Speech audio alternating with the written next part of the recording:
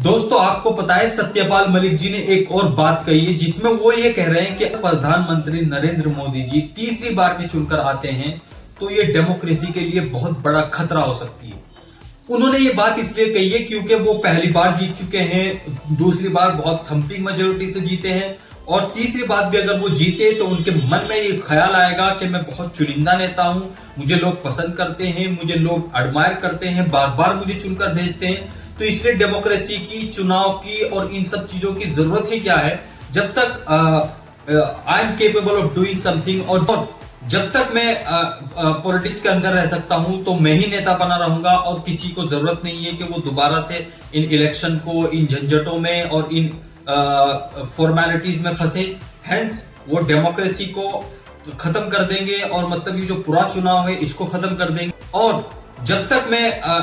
Politics के अंदर रह सकता हूं तो मैं ही नेता बना रहूंगा और किसी को जरूरत नहीं है कि वो दोबारा से इन इलेक्शन को, इन झंझटों में और इन फॉर्मेलिटीज में फंसे। हेंस वो डेमोक्रेसी को खत्म कर देंगे और मतलब ये जो पूरा चुनाव है इसको खत्म कर देंगे।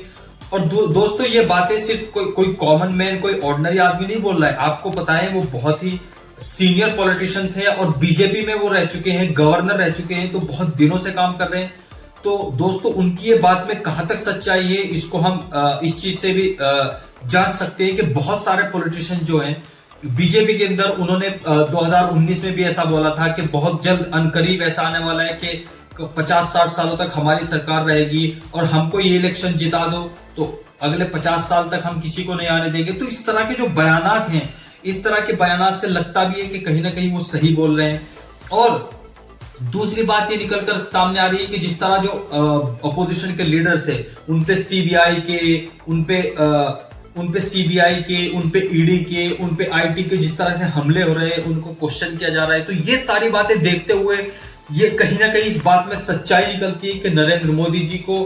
तीसरी बार में अगर इस तरह चुना गया तो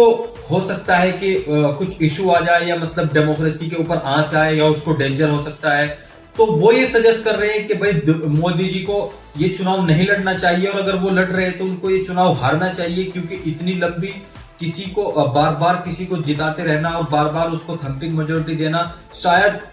डेमोक्रेसी के लिए अच्छा नहीं है। अलग अलग नेता आने चाहिए, अलग अलग लोग सामने आना चाहिए, दूसरे लोगों को मौका मिलना चाहिए। तो उनकी ये बात कहीं ना कहीं सही भी लगती है। तो दोस्तों आपको इस बारे में क्या लगता है आप मुझे कमेंट सेक्शन में बता सकते हैं और ऐसे ही मोर वीडियोस के लिए you can follow my channel. Thank you very much.